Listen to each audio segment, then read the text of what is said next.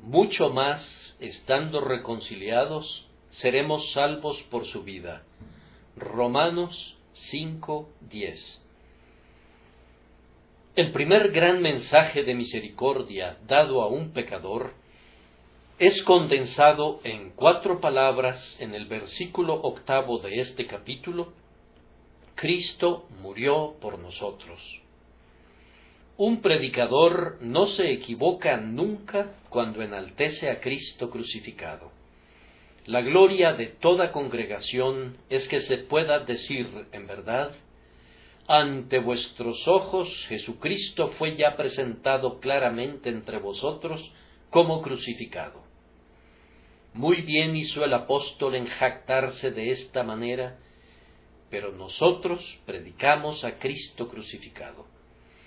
Sin embargo, debemos recordar siempre que hay mucho más acerca de Cristo, además de su crucifixión, e independientemente de cuán gloriosa sea su muerte, y no estamos dispuestos a clasificarla en segundo lugar en ningún aspecto, hay otra gloria, otra forma de excelencia suya que es admirada no en su muerte, sino en su vida.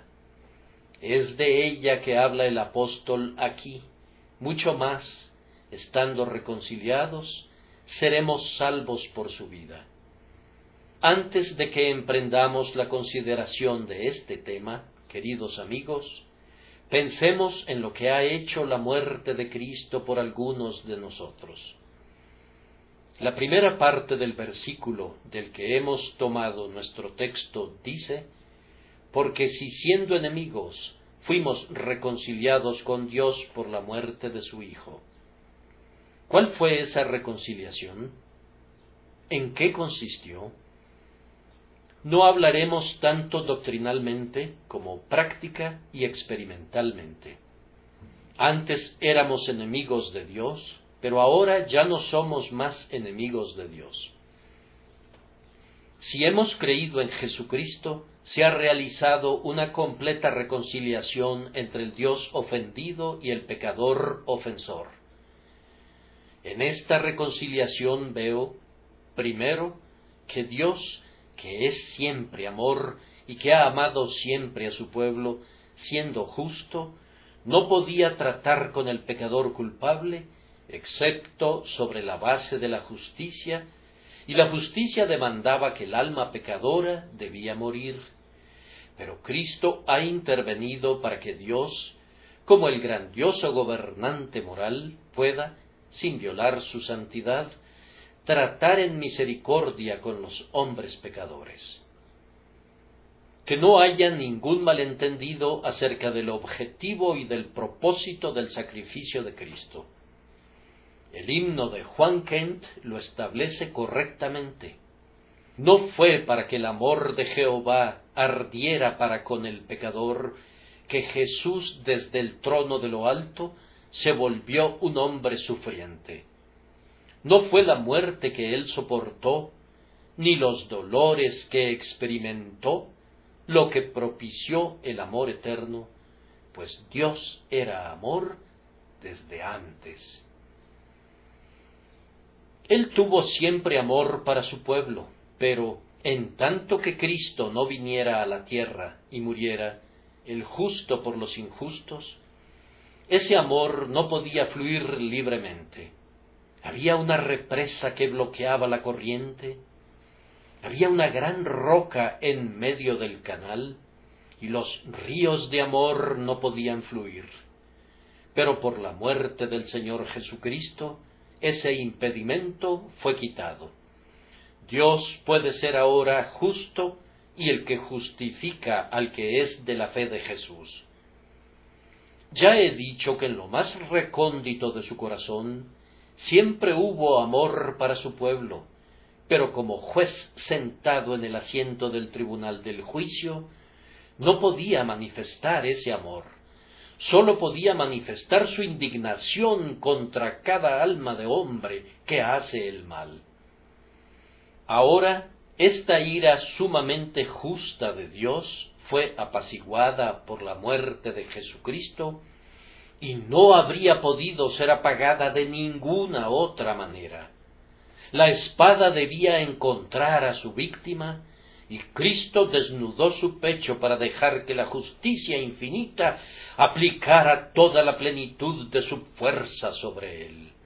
La deuda debía ser pagada, y Jesús la pagó hasta el último centavo con su propia vida que derramó sobre el madero. La copa de la ira había de ser vaciada, pues no había opción de hacerla a un lado. Así que Jesús la tomó, y después de decir, Padre mío, si no puede pasar de mí esta copa sin que yo la beba, hágase tu voluntad, la acercó a sus labios, y la sostuvo allí hasta haber sorbido la última gota. La muerte de Cristo era necesaria, ya que fue necesario que el Cristo padeciese, y por su sufrimiento apaciguó la ira del gran juez de todo, de tal forma que pudo mirar justamente con complacencia a los hombres culpables. Ese cambio prodigioso fue obrado por la muerte de Cristo, y ahora la propia justicia de Dios demanda nuestra salvación. Es ciertamente maravilloso que la justicia de Dios, que estaba en contra nuestra, fuera inducida a estar a favor nuestro, y que la justicia de Dios, que pronunció la sentencia de muerte sobre nosotros, fuera transformada de tal manera que la propia justicia decretara nuestra vida eterna. Este es un aspecto maravilloso de la reconciliación. Pero el apóstol habla de nuestra reconciliación. Bien, eso nos llega de esta manera. Sentíamos en nuestra conciencia que habíamos pecado en contra de Dios. No estoy hablando de todos los aquí presentes, sino que me estoy refiriendo a todos aquellos en quienes el Espíritu de Dios ha obrado para salvación. Nuestra conciencia sintió una secreta punzada, como si un veneno abrasador hubiese entrado en las venas de nuestro espíritu. Recuerdo cuando el pensamiento de que yo había ofendido a Dios parecía haber chupado mi propia vida.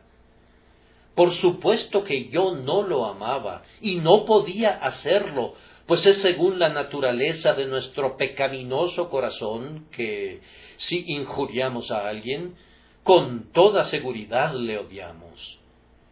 No siempre odiamos a la persona que nos injuria, pero si nosotros la injuriamos, nuestro odio estará presente casi con toda seguridad.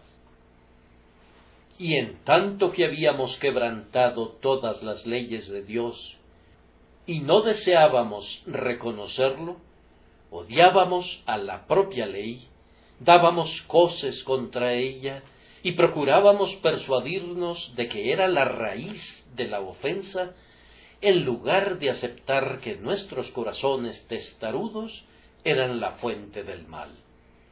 Sabíamos que Dios es santo, pero no amábamos la santidad. De hecho, no teniendo ninguna santidad propia, no podíamos soportar ni siquiera oír o leer acerca de ella. Establecimos una justicia falsificada proveniente de nosotros mismos, y pretendíamos ser buenos, y mientras tanto despreciábamos la verdadera santidad y la perfecta justicia de Dios.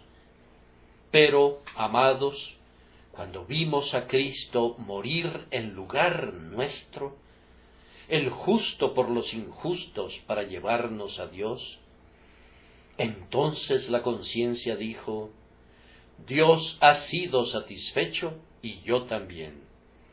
Cuando vimos que la ira de Dios fue suprimida porque Cristo había muerto, entonces nuestra ira altiva y áspera fue suprimida también, y dijimos, ahora estamos reconciliados con Dios por la muerte de su amado Hijo.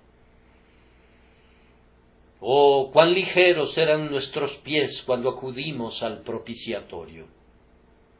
Con qué confianza, aunque también con qué temblor santo, arguimos los méritos del amado Redentor, y qué gozo y paz llenaron nuestra mente. Entonces ya no odiábamos más a Dios, ni a la santidad, ni a la ley, sino que nos sometimos incondicionalmente. Dijimos, la ley es santa y Dios es pleno de gracia. Bendito sea su glorioso nombre. Así, la muerte de Cristo obró la reconciliación, la ira de Dios fue quitada, y de igual manera fue eliminada la turbación de nuestra conciencia. Entonces nuestros corazones fueron conquistados. ¿Estaré hablando a nombre del pueblo de Dios aquí? Yo creo que sí, cuando hablo por mí mismo y digo, la ley y los terrores sólo endurecen en tanto que obren en solitario, pero un sentido del perdón comprado con sangre pronto disuelve al corazón de piedra. Oh, cómo fueron disueltos nuestros corazones cuando descubrimos que Cristo nos amaba y que Él se había entregado por nosotros. Cuando vimos que Dios estaba reconciliado, cómo lo deseábamos con vehemencia. Nuestro corazón y nuestra carne clamaban por Dios, por el Dios vivo, y dijimos, ¿cuándo vendremos y nos presentaremos delante de Dios? Y ese anhelo permanece todavía en nosotros. Nos deleitamos en la comunión con Él. Anhelamos ser semejantes a Él y esperamos estar con Él donde Él se encuentra, y ese es todo el cielo que deseamos. Oh, bendito sea Dios, porque un Cristo sangrante nos ha reconciliado incluso en la tierra. Es un Cristo sangrante el que ha apagado los fuegos de la enemistad. Es un Cristo sangrante el que ha eliminado por siempre la guerra en nuestro espíritu en contra de Dios. Ahora hemos sido reconciliados con Dios por la muerte de su Hijo. No me permitan seguir adelante un solo paso más, queridos amigos, hasta que todos ustedes puedan llegar hasta aquí. Si hay alguien presente que no esté reconciliado con Dios, que recuerde en qué terrible estado se encuentra. Él es enemigo de Dios. ¿Cuántos de ustedes quisieran tener ese título grabado en su mente? ¿Enemigo de Dios? Recuerden que no estarán nunca reconciliados con Dios, excepto por medio del sangrante Salvador, y por eso búsquenlo ahora. Antes de que se diga ni una sola palabra acerca del Cristo que vive por siempre, vengan y metan su dedo en el lugar de los clavos del Cristo muerto. Vengan y lávense en la fuente que Él ha llenado con sus propias venas. Vengan y acepten el grandioso sacrificio de expiación precisamente ahora. Que Dios les ayude a hacerlo mediante su Espíritu Divino, por nuestro Señor Jesucristo. Esto nos conduce al tema especial mencionado en nuestro texto. Mucho más, estando reconciliados, seremos salvados por su vida. El apóstol Pablo no pide aquí que recordemos que Cristo vive y que, aunque estamos reconciliados con Dios, aún necesitamos ser guardados y preservados, o, como él lo expresa, salvos, y nos dice que, como la muerte de Cristo ha sido eficaz para reconciliarnos, podemos estar muy seguros de que su vida será eficaz para salvarnos. Es más, dice, mucho más. Si la muerte de Cristo nos ha reconciliado, mucho más, estando reconciliados, seremos salvos por su vida.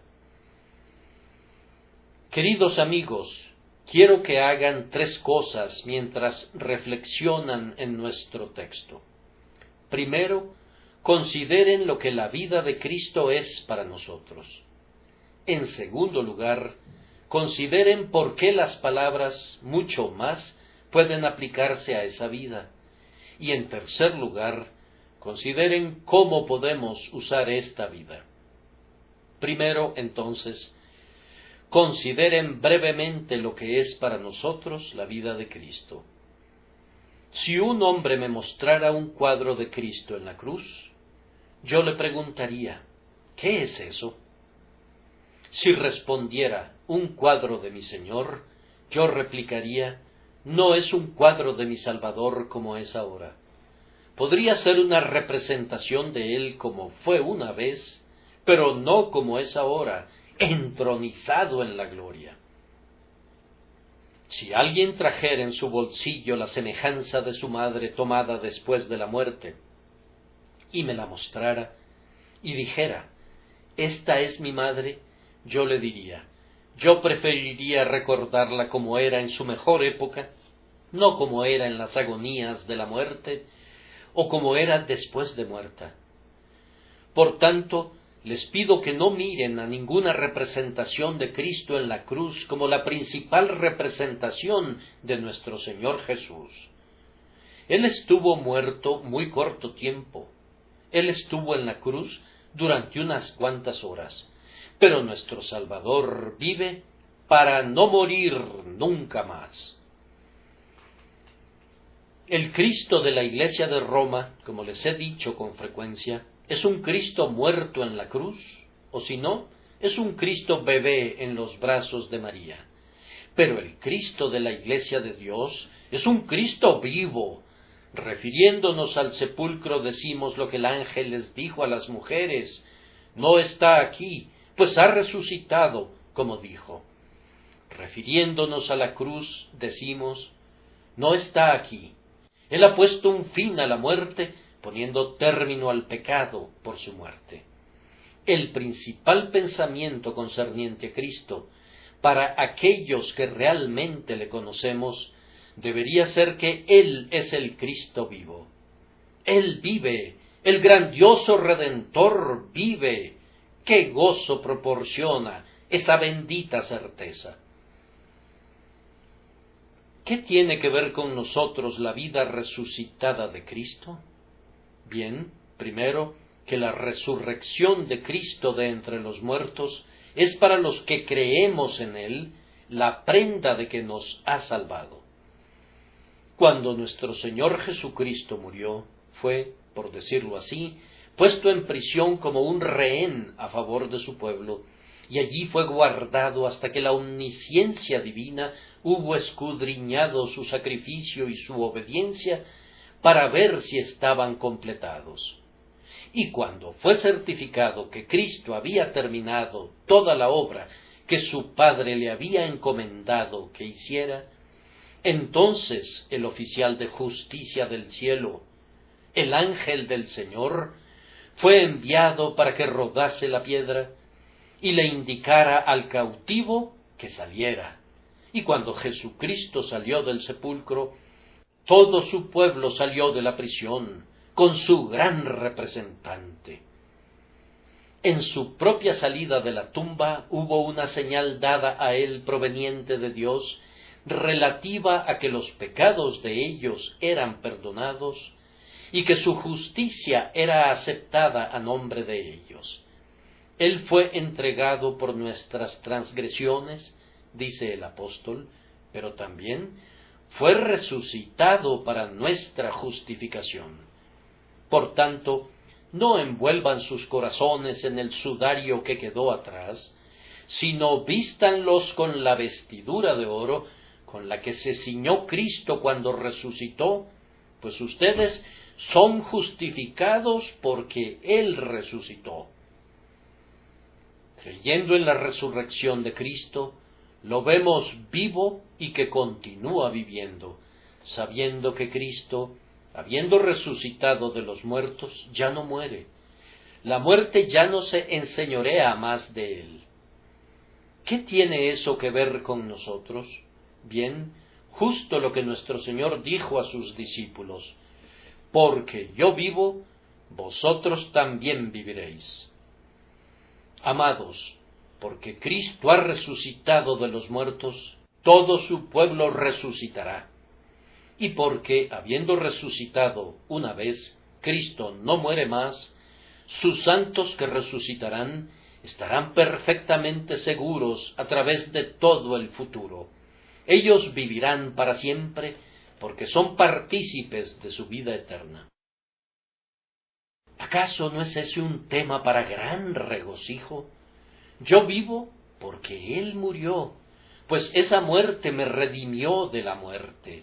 Pero más aún, yo vivo porque Él vive, porque habéis muerto y vuestra vida está escondida con Cristo en Dios. Cuando Cristo, vuestra vida, se manifieste, entonces vosotros también seréis manifestados con Él en gloria. Ahora sigamos a este Cristo vivo. Hemos visto que ha resucitado y vive. ¿Qué viene a continuación? Unos pocos días después de que este Cristo resucitó del sepulcro, un pequeño grupo se reunió con Él en el monte que se llama del Olivar, y para su sorpresa, Él comenzó a ascender.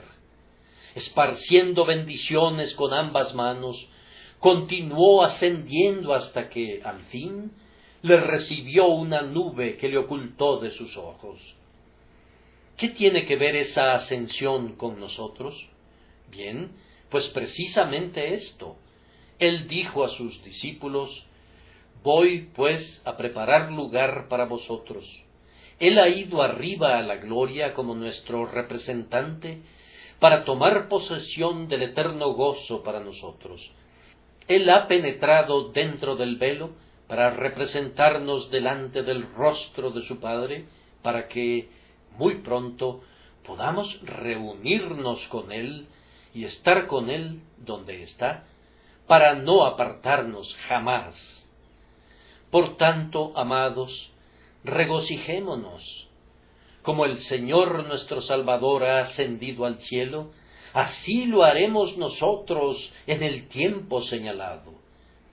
Siempre admiro esa línea del Dr. Watts, que dice que nuestro Señor, en su ascensión al cielo, ha enseñado a nuestros pies el camino. A lo alto hasta nuestro Dios nuestros pies volarán en el grandioso día de la resurrección. La tierra no puede retenernos permanentemente ahora que Cristo ha ascendido a su gloria. El Cristo viviente es una atracción mayor que cualquier otra fuerza. Nosotros, los que creemos, somos uno con Él, y como Él ha ascendido, resucitaremos para Él, y por siempre estaremos con Él. Después que hubo ascendido, tomó su asiento a la diestra de Dios el Padre, revestido de honor y de majestad, y de poder, y de dominio, y de fortaleza. Escuchen, hermanos y hermanas, ¿qué tiene que ver con nosotros este hecho? Bien, pues simplemente esto. Ustedes que tienen fe no pueden perecer, pues Cristo vive. Ustedes deben vencer, pues Jesús reina. Toda potestad le es dada en el cielo y en la tierra, y Él puede también salvar perpetuamente a los que por Él se acercan a Dios, viviendo siempre para interceder por ellos. Un Cristo reinante, un Cristo entronizado, este es el Cristo en el que se debe confiar. Puedo arriesgar mi alma entera por su sangre, y sé que no hay riesgo en el asunto, pero siento una profunda y creciente confianza en la vida que Él vive ahora en el trono. Pero, ¿qué más?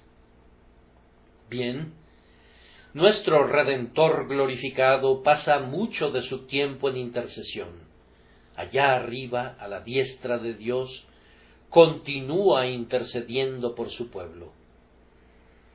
Él puede decir en verdad, en el más pleno sentido de las palabras, Por amor de Sión no callaré, y por amor de Jerusalén no descansaré, hasta que salga como resplandor su justicia, y su salvación se encienda como una antorcha.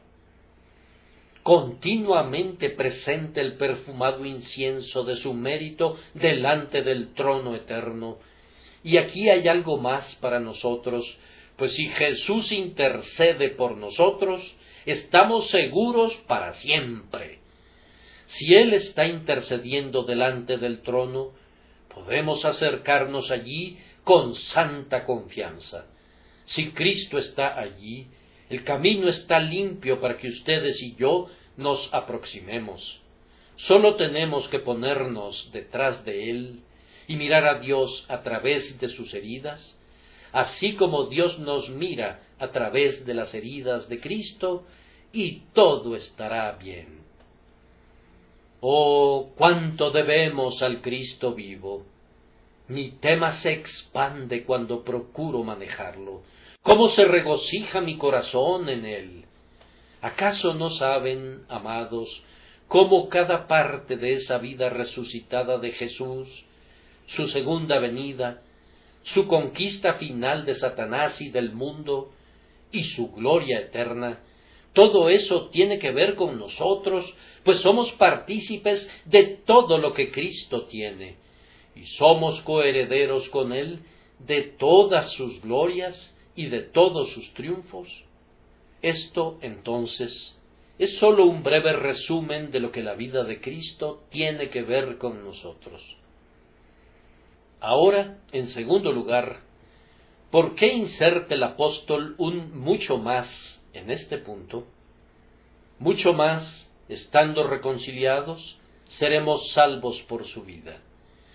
Pienso que se debe a que somos muy propensos a poner un mucho menos a eso. No es frecuente que prediquemos y hablemos, como deberíamos hacerlo, acerca de este viviente Salvador nuestro. Hermanos, el gran testador está muerto. Eso valida su última voluntad y su testamento. Pero escuchen una vez más, quien hizo el testamento vive otra vez, así que Él es su propio ejecutor para implementar su propia voluntad. ¿Acaso no es eso una bendición para ustedes y para mí? Él validó el testamento por su muerte, pero, habiendo resucitado de nuevo, ha venido para comprobar que cada jota y tilde de él sean cumplidas. No tenemos que depender de un tercero para que ejecute la voluntad de nuestro Salvador moribundo. Él ha resucitado de los muertos y está vestido de poder y potencia para cumplir todo aquello que se propuso. Pablo dice, porque si siendo enemigos fuimos reconciliados con Dios por la muerte de su Hijo, mucho más, estando reconciliados, seremos salvos por su vida. ¿Cómo puede ser mucho más?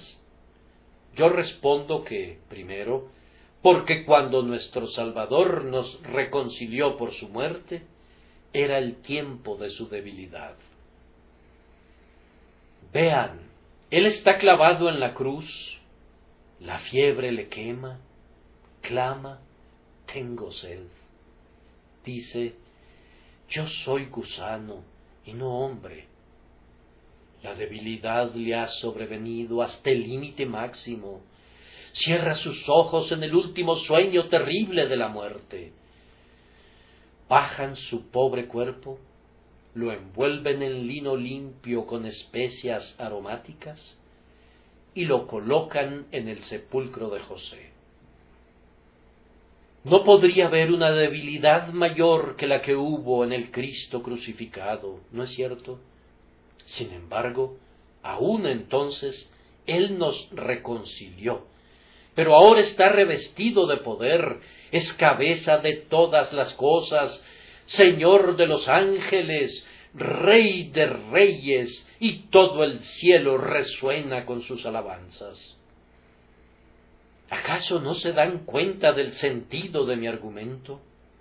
si cuando se encontraba en suma debilidad nos redimió por su muerte, mucho más ahora que tiene todo su poder y gloria, puede salvar a su pueblo por su vida. Vean esta expresión nuevamente. Cuando nuestro Señor murió, estaba en el lugar de un siervo. Por nuestra causa, Él había hecho a un lado su gloria, se despojó a sí mismo, se vació, se volvió como nosotros, débil y endeble, pero además de eso, estaba obligado a cumplir la voluntad del Padre y a sufrirla hasta sus últimos rigores. Como el mediador entre Dios y el hombre, se había vuelto inferior a Dios, había asumido un lugar de subordinación para que en verdad pudiera decir, el Padre mayor es que yo. Pero recuerden, hermanos, la cabeza que fue una vez coronada de espinas, está ahora coronada de gloria.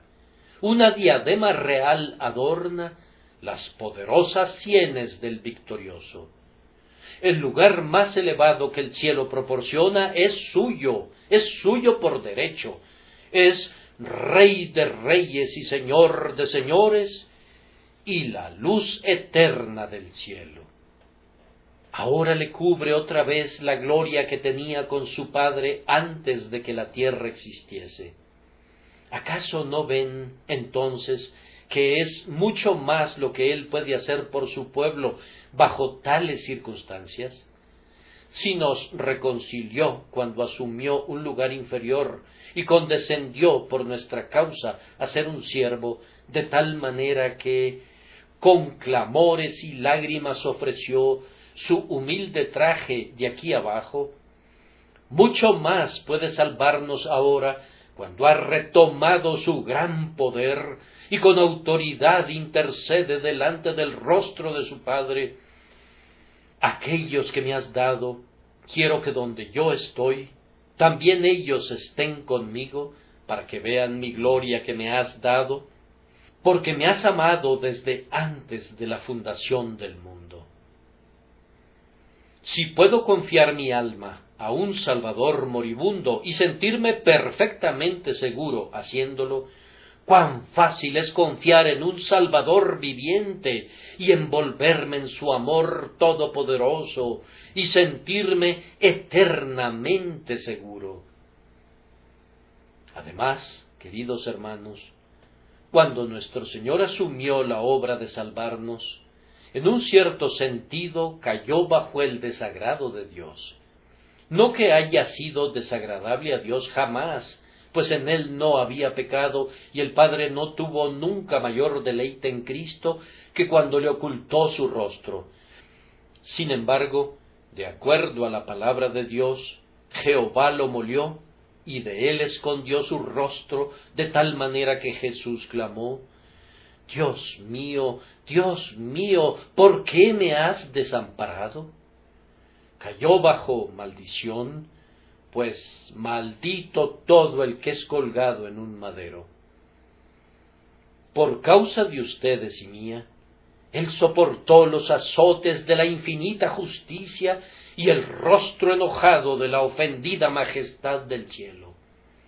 Esto equivalió a sumergirse muy profundamente, y si aún entonces Él nos reconcilió con Dios, mucho más puede salvarnos ahora que el Hijo bien amado del Padre ha regresado otra vez a casa y vive a la luz eterna del sol de la sonrisa de su amado Padre, ahora que Dios se deleita en él, y todo el cielo está iluminado con el brillo del gozo del Padre, y todo ángel se inclina delante de él, y noche y día el aleluya, aleluya, aleluya se eleva al trono de gloria en perpetuas ondas de alabanza, donde es adorado y reverenciado.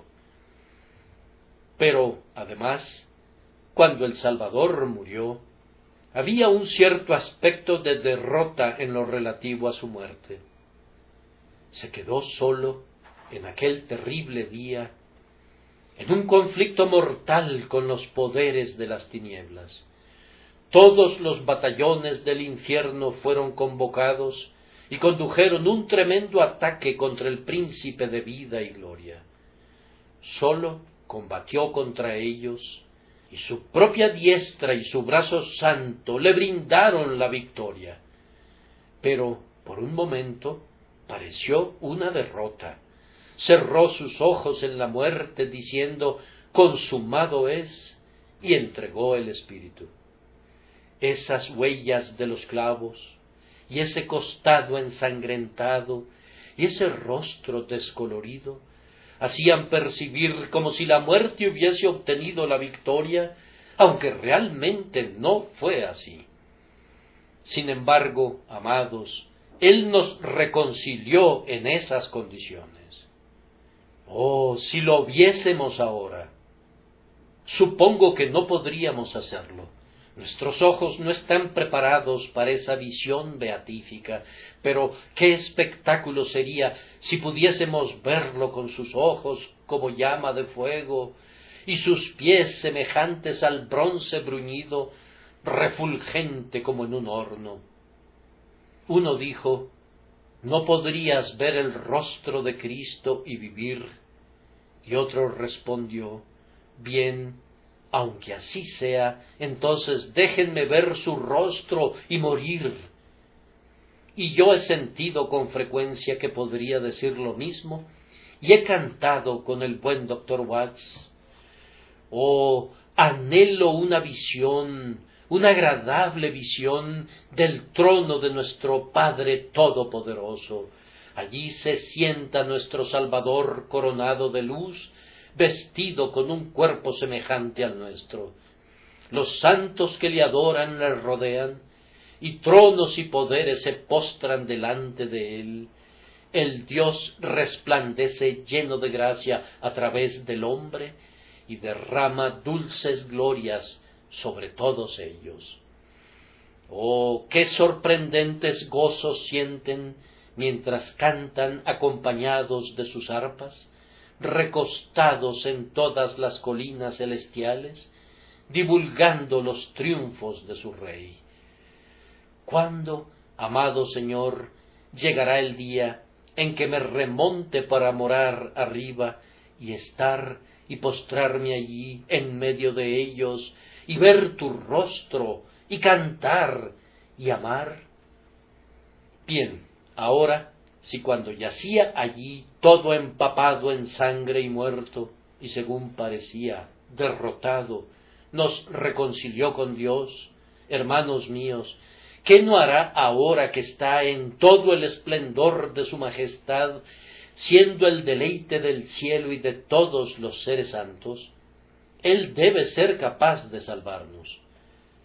Hacemos bien en confiarle en nuestras almas y decir con el apóstol, no me avergüenzo, porque yo sé a quién he creído, y estoy seguro que es poderoso para guardar mi depósito para aquel día.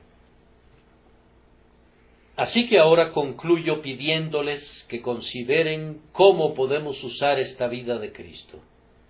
Si Cristo vive todavía, y si hay en su vida, en un cierto sentido, mucho más poder para salvar del que hubo en su muerte para reconciliar, entonces, primero, todo miedo de ser vencidos debe ser desterrado. Él es victorioso, por tanto, nosotros seremos victoriosos. Cristo fue atacado por todos los poderes de la muerte y del infierno, y sin embargo, Él venció y vive. Nosotros también venceremos, pues Él está en nosotros, está con nosotros, está sobre nosotros, y nosotros viviremos aunque muramos, y ganaremos aunque aparentemente seamos vencidos. ¿Cómo hemos de usar esta vida de Cristo? Bien, usémosla en la oración. Cuando sientan que no pueden orar, y eso nos ocurre a veces a todos nosotros, digan entonces, Él puede orar, pues vive siempre para interceder por ellos. Entrégale, alma mía, tu causa para que interceda, y no dudes de la gracia del Padre. Cuando todo te resulte difícil estando de rodillas y pareciera que no puedes prevalecer, entonces recuerda que Jesús está intercediendo y Él debe prevalecer. Pon tu caso en sus manos y Él presentará sus poderosos argumentos a nombre tuyo, y entonces no habrás luchado en vano.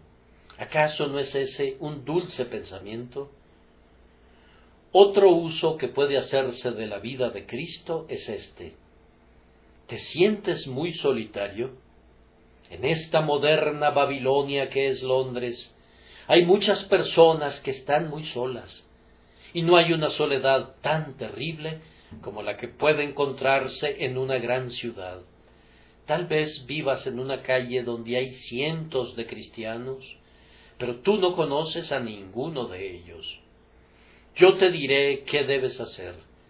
Jesús vive, acude a Él, pues no hay compañía comparable a la suya. Si Él entra a tu cuartito, será como un templo. El templo de Salomón, en toda su gloria, no fue nunca tan brillante como ese aposento alto tuyo lo será cuando Cristo vaya allí.